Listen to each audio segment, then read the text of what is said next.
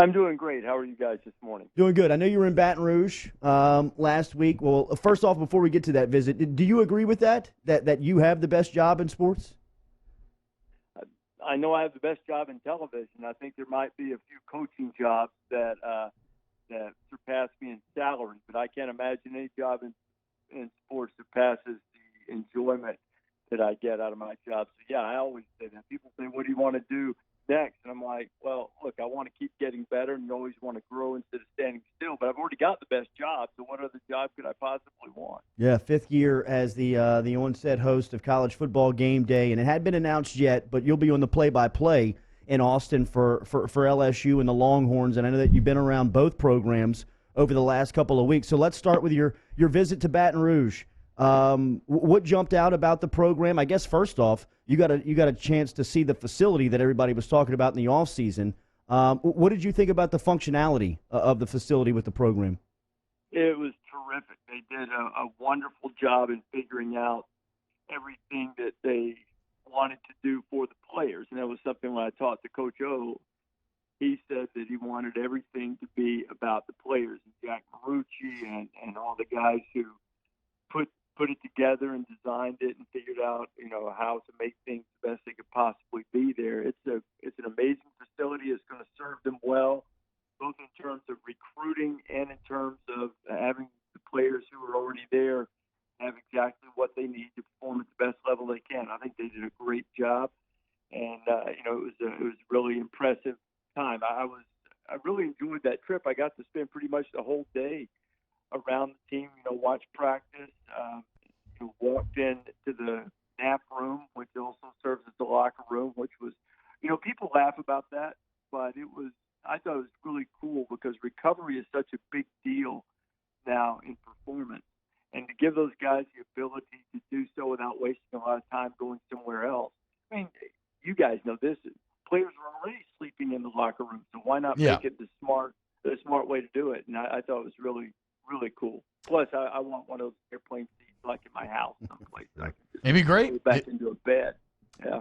Talking to Rece Davis here on Off the Bench. And what's interesting, Rece, that Week 2 matchup that everybody around here just cannot wait for. You could almost call it like the Who's Really Back Bowl with both Texas and LSU. Kind of both stating that, we're back. We're gonna get back to the heights of yesteryear, and that's all going to be put to test. Week 2, what's your early read on the game? Well, first of all, I would say that there could only be one winner, but both could be "quote unquote" back, or both could be contenders. So that's not a mutually exclusive thing. I think both are growing for sure, and both are trending in the right direction. So, I think my early take is that maybe LSU has a little bit more on defense. Texas has some really good defensive players, but they are replacing a lot of guys who were lost last year. They've got some questions, guys that need to prove themselves at the linebacker position. But they certainly have athletes that look the part. I mean, they have three. I know they're replacing their corners, but Texas has three young cornerbacks that, they look like you want them to look. They're long and they're fast and they're aggressive. So I think it's going to be just a tremendous football game. You have two quarterbacks who are very similar in demeanor, I think, and in leadership ability. So I'm really excited and looking forward to the game as well. Rece Davis joining us here, ESPN New Orleans, Baton Rouge, Alexandria. You spent some time with Joe Brady during your visit to Baton Rouge. What type of influence do you see him having on this year's offense? Well, to be fair and be honest, it was a short visit with Joe, a very casual, quick say hello. I'd never met him before. But watching him work with the offense, I think it's real. It remains to be seen exactly how it will function in practice during the game. But I think his influence and opening things up and using some, 3 and 4 receiver sets and stuff like that, and giving Joe the opportunity to spread the ball around to receivers a little bit more efficiently than maybe they've been able to do in the past. I think it's real. I don't think it's just one of those off-season, hey, we're going to open up the offense a little bit. Now, that said, I don't ever see LSU getting away from being able to hit you in the mouth and run the ball, nor should they. So, but I do think that there will be some facets of the offense that will be beneficial to them in the long term. And certainly, everyone that I encountered during my day in Baton Rouge really impressed and excited about the things that Joe can bring to the offense from his time with the Saints, and just from his ability as a young and rising coach. Rece, let's talk about stuff outside of LSU. This weekend, man, college football's back, week 0, and y'all are going to be at a pretty unique location, man. You getting excited to do the show from Disney?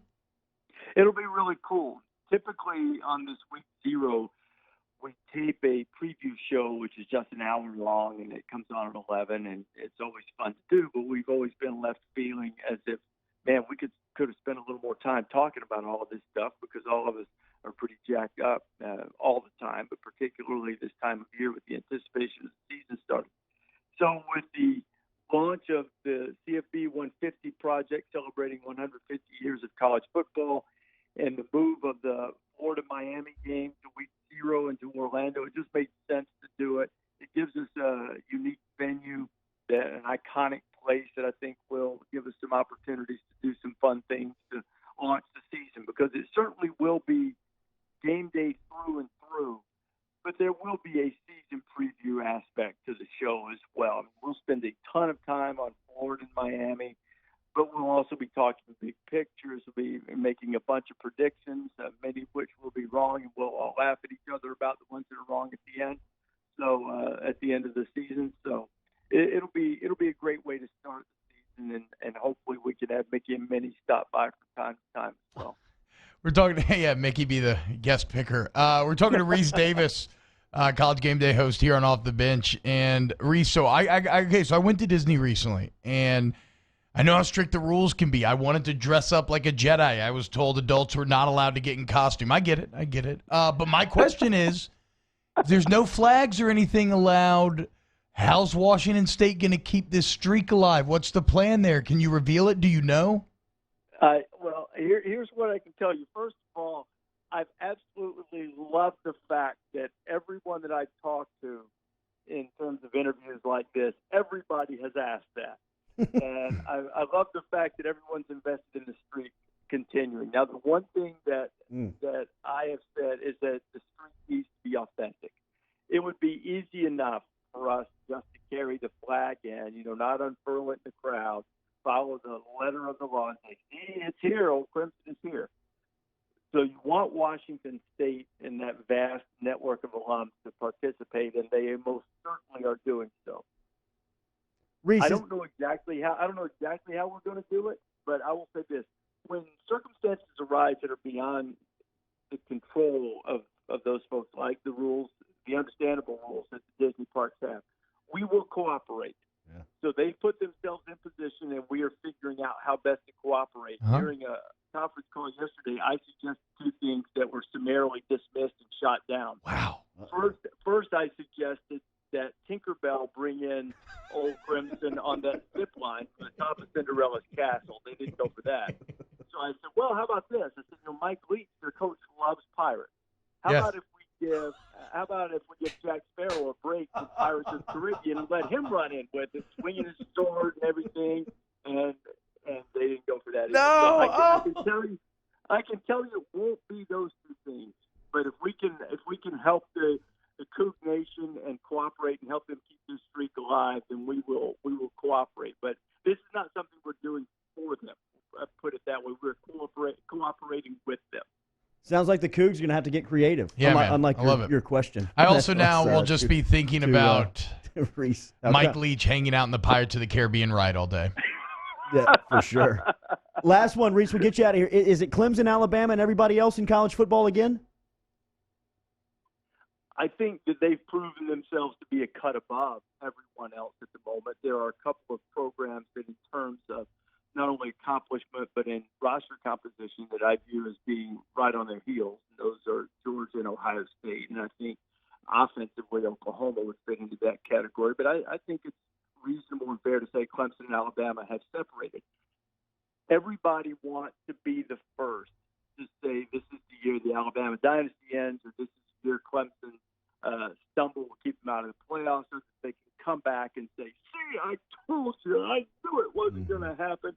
But here's the truth of the matter: if you don't think that those two are above the rest of college football, or you don't think they're going to go to the playoffs, you're trying too hard, especially Clemson. Now, I will accept if you say, "Look, I think Alabama's really good, but I think Georgia finally gets them this year. They knocked them out in the playoff," or "I think LSU is going to knock them off this year, and they'll be left out as a one-loss team potentially too." If you want to say that, fine, but don't start selling me on the dynasty's over and all that garbage. That's ridiculous.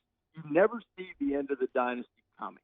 So when it does come, and inevitably it will cycle down for both programs, both Alabama and Clemson, and that it always happens.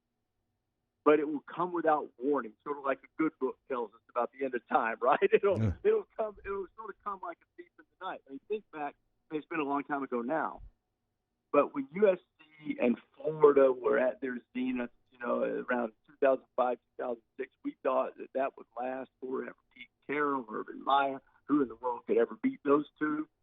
And it took 3 years, that was it. And that's what, now, the aside to that is when I know this will be popular in Baton Rouge, and I was treated well there, and I hope I continue to be.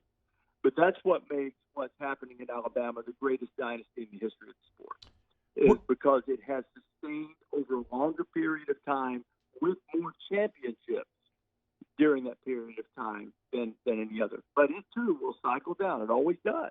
And maybe this is the year somebody knocks either or both off the first. I don't anticipate it, but it could be. So, Rece, you just got my brain spinning with all these good book revelations, college football. Does that mean that Nick Saban's the Antichrist? No. Don't go blasphemous on me. Oh, okay, my bad. I mean, it feels that way around here Not sometimes. to a true rammer jammer now. Hey, Rece, this is fun. I know he's not popular, but let's not get into the spiritual realm here about something as worldly as football, even no matter how much we love it.